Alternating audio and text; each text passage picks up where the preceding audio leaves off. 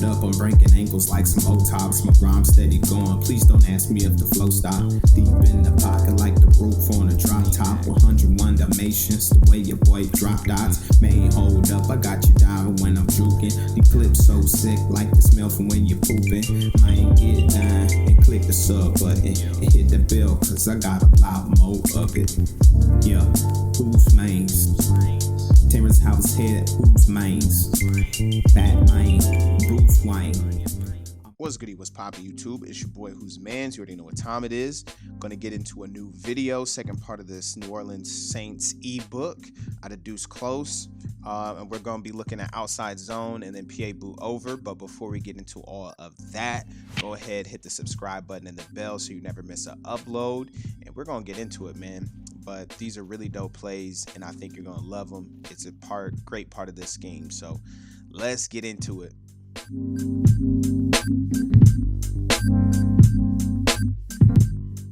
All right, so the first play we're going to go over is outside zone.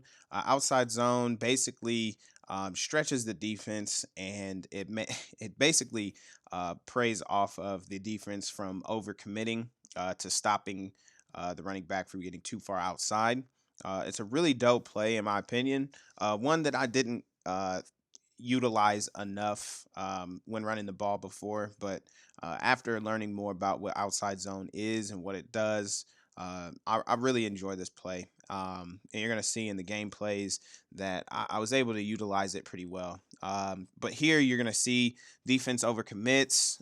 Your offensive linemen are going to be in a zone blocking scheme. I'll try to explain that a little bit. Because it can differ depending on the offensive line coach and the offensive scheme and things like that. But you see here, 72 is going to move up to the second level, get a block on that mic, and that creates a nice cutback lane for the running back. Now, if the running back can get completely outside around everyone, you can do that. But usually it creates nice cutback lanes for the running back, as you see right there. The linebackers just overcommit. Now in Madden, they do this way too often, but the linebacker overcommits there. You're going to see he commits to the outside and taking himself outside of the play. And a lot of people will use that play the wrong way. As the running back, you're not reading it the same way as inside zone, although there is a blocking scheme that your offensive line is using. But you're going to have to read the defense. Are they overcommitting to the outside? If they do, usually that creates a nice cutback lane that you're going to see here soon. So as the running back, when you're using this, you have to be patient. Do not use the right trigger way too much. You're going to have to use the left trigger to make those nice little jump cuts and things like that to cut back into nice cutback lanes, because there's going to be plenty of opportunities to cut back into certain holes that you're going to have to get to. So when running this play, you have to be patient. Just try not to use the right trigger until you are in complete open space and you're off to the races.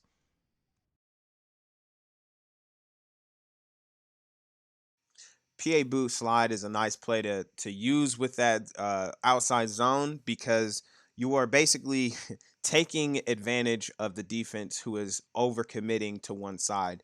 For instance, if your ground game is doing really well, you're hitting them with outside and inside zones, stretches and tosses, things like that to get outside.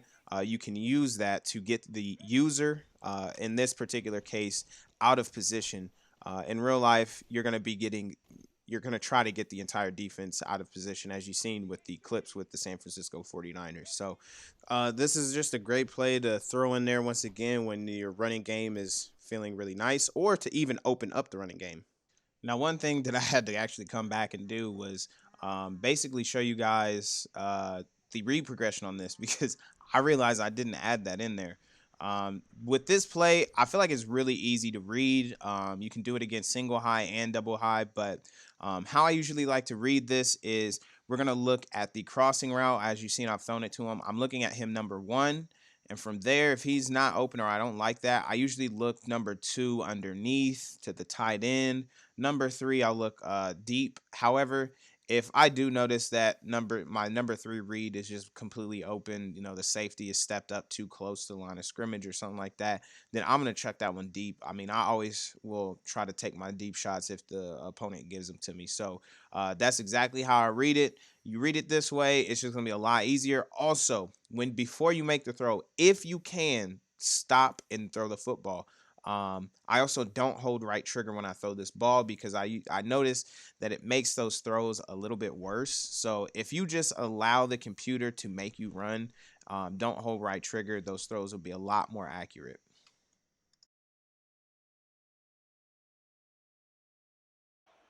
All right, so I know this is not deuce close, but the run is still the same. Now I use stretch, but it still blocks like an outside zone.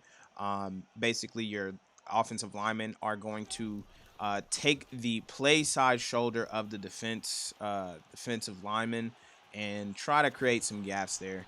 And like I said before, you're banking on the defense over committing to the outside, giving you some nice cutback lanes.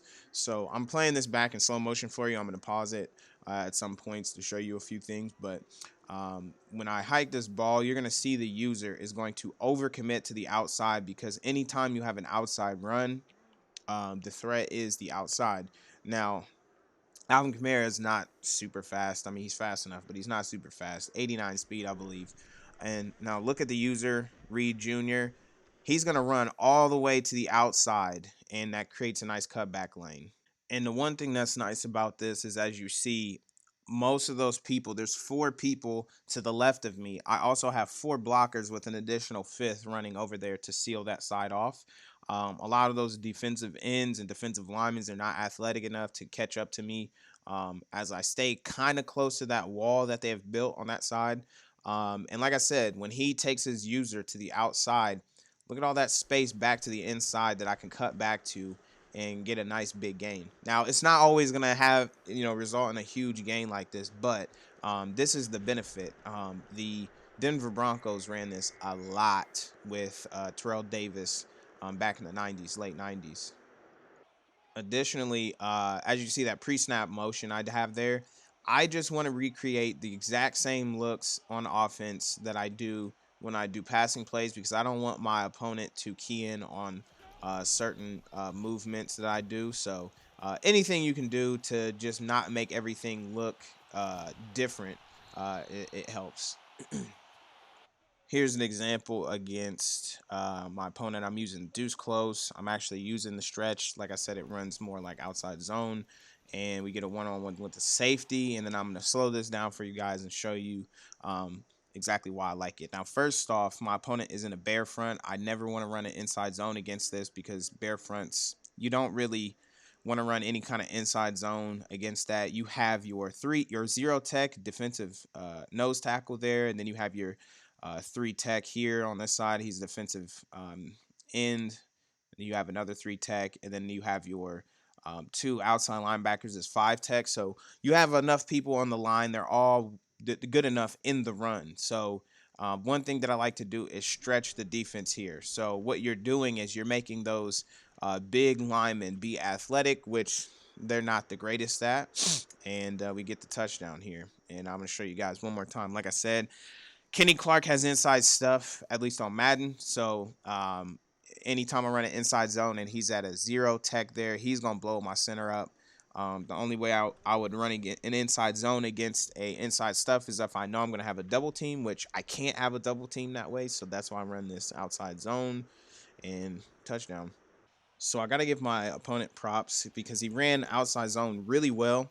But unfortunately, he lost the game on this one. But as you're going to see, he just does a really good job of reading the blocks. He doesn't commit too hard to the outside. You see he has a nice cutback lane, picks up at the very least the 4 yards he needs. He picks up more than that in 7. And yeah, man, I mean, he ran this play to perfection. He had really good reading skills. So here's a callback to a game that I've showed you guys already. Now, one thing that I really like to do is block my tight end on the side that I'm going to be rolling out to. He just gets in the way of the underneath route by the backside tight end. And I mean, you see why. It's a 3-man route, which means I have really good protection.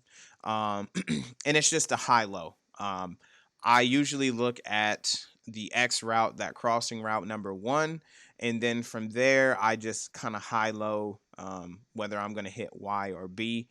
There are situations where B will be open, um, especially if your opponent really likes to use the safeties and they bring him down too far, then B can be open. So definitely look out for that.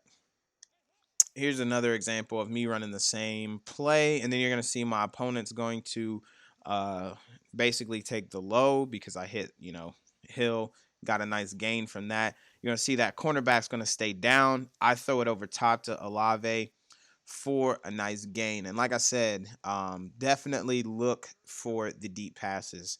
Um, I'm telling you, you may not think so, but that route from B is really nice because he steps inside. It doesn't show it like that, but he breaks his route inside, almost like a C route, and it gets open really nicely over the top. But it creates a lot of separation for the crossing route underneath. But like I said, definitely watch out for that because if the user is using that safety, then there's a huge chance that that route will be open. Or if you have a dog on that outside, definitely look for him. Here, once again, same play, deuce close, PA boot rollout. I'm going to block my tight end. Let this run. You see he gets the backside. I don't like the route by X, although looking at it now, I could have definitely thrown that for a touchdown. It's just at that moment, I'm like, I don't like that run. And in Madden, the throws on the run are just hit or miss. Sometimes they'll make the throw, sometimes they don't. I'd rather not chance it. The nice thing is, you're going to see that defensive end has to respect the route from Y, the tight end here. Look at it. Although he gets caught up on the line there, he has to respect him. He can't just full out go, and it leaves me enough room to at the very least pick up about 5 yards there. So it's a really nice play, man.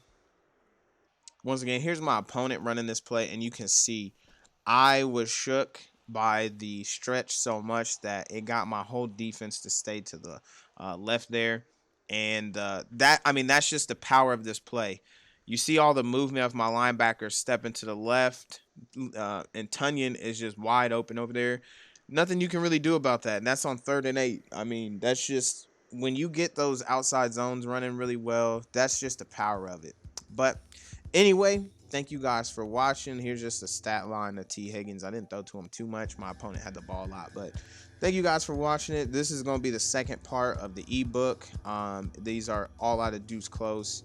And later in the future, I'm gonna try to actually just do one video for one formation, and it's gonna be longer, but I want to take my time with this because I don't want it to be bad. And a lot of these concepts and stuff that I'm showing you guys are going to be useful in future Maddens because I'm showing you real life schemes, and these are going to be real life reads that you make. Anyway, thank you guys so much for watching the video. If you are new, like I said before, hit the subscribe button and the bell so you never miss an upload because like I said, I'm going through the Saints playbook, and this is going to be useful in future Maddens, especially if you're using a completely different playbook. But this is, New Orleans playbook specific. But anyway, like I said, thank you guys. I'm rambling. Remember GITG. I'll see you guys next time, and we're going to be out, folks. Peace.